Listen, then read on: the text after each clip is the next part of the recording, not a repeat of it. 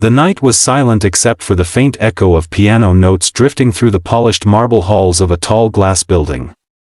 It was long past working hours, the office lights dimmed, and the janitor, Ethan Cole, was supposed to be mopping the floors of the top executive suite. But tonight, something different filled the air. A melody so pure, so heartbreakingly gentle, it felt like a whisper from another world. The sound came from the grand piano placed near the panoramic window overlooking the city. And there, sitting beside him on the bench, was a little blind girl with braided hair and a white band over her eyes, his daughter, Lily. If you believe in kindness, in second chances, and in the beauty of ordinary people doing extraordinary things, please take a moment to like this video, share it with someone who needs hope today, subscribe to our channel, CP Healing Stories, and tell us in the comments where you're watching from. Because what happened that night changed not just one life, but three, forever. Ethan had never imagined his life turning out this way. Once a promising pianist who dreamed of performing on great stages, he had given up his music when tragedy struck. His wife, Emily, had died in an accident when Lily was just 4. The grief shattered him, and when doctors told him that Lily's vision would continue to fade until she went completely blind, his world collapsed.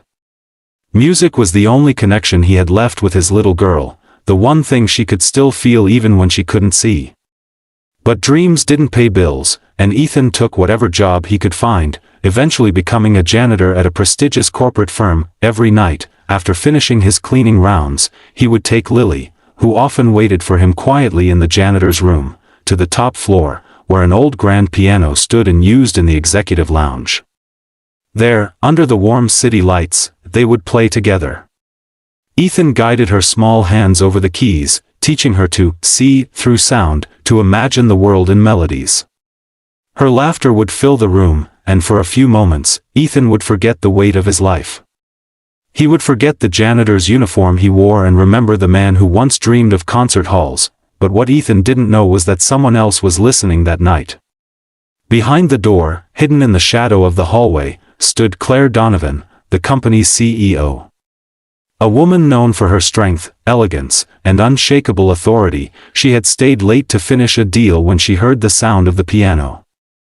Curious, she followed it, only to freeze at the door as she saw the scene before her, a janitor in worn-out clothes and a blind little girl, playing together as if the world outside didn't exist. The man's fingers moved with tenderness, the kind that only comes from love and loss. And the girl, blindfolded but smiling, played with a confidence that pierced Claire's heart. Claire had a daughter once too. Years ago, she lost her only child to illness, and though she buried herself in work, she had never healed. Watching Ethan and Lily that night reopened a wound she thought had long closed. Tears welled up in her eyes as the man softly whispered to his daughter, helping her find the right notes. "Feel the keys, sweetheart," he said. "They're your colors now. Every note has a shade." The words shattered her. When the music ended, Claire quietly stepped back, unnoticed, and returned to her office. She couldn't sleep that night. The image of the janitor and his little girl haunted her. The next morning, she called for the janitorial manager, asking about Ethan Cole. "Hardworking man, ma'am," the manager replied. "Never complains. Single father. His daughter's blind, poor thing. He sometimes brings her here because he can't afford a babysitter." Claire said nothing, but something in her heart began to stir, a decision forming quietly within her. Days passed. Each night, Ethan and Lily returned to the piano, unaware that the CEO often watched them from behind the door. One evening, she invited a music instructor she knew to secretly listen. The instructor, a renowned pianist, was stunned. "This man plays like he's carrying the world in his heart," he said. "And the girl, she has a gift. A natural ear, rare as sunlight in winter." Claire knew what she had to do. The following week, Ethan received an unexpected message. He was to meet with the CEO in her office. Terrified he had done something wrong, he arrived nervous, clutching his cap in his hands. Claire stood by the window, smiling softly. "Mr. Cole," she said gently, "I heard your music. Ethan froze, color draining from his face. "I'm sorry, ma'am," he stammered. "I shouldn't have," but she interrupted. "Don't apologize. I want to help you." What followed was a moment Ethan would never forget. Claire offered to sponsor Lily's education at a private school for the visually impaired, and fund Ethan's return to music. "Your daughter deserves the world," she said, "and I believe you both have something powerful to give it." Ethan's voice broke as he tried to thank her.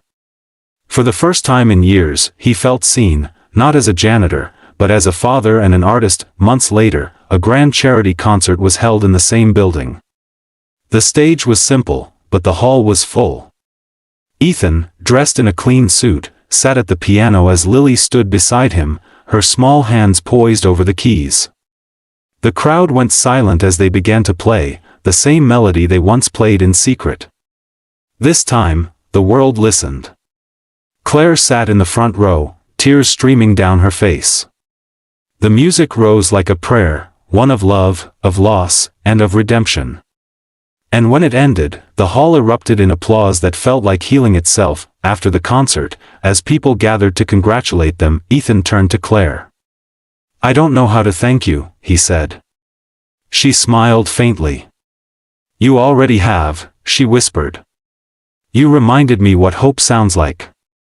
If this story touched your heart, please like this video, share it with someone who needs faith in humanity, and subscribe for more real and emotional stories that celebrate kindness and resilience. And before you go, tell us in the comments, if you could say one thing to someone who gave you a second chance in life, what would it be? Because sometimes, the smallest acts of compassion can compose the most beautiful music in someone's heart.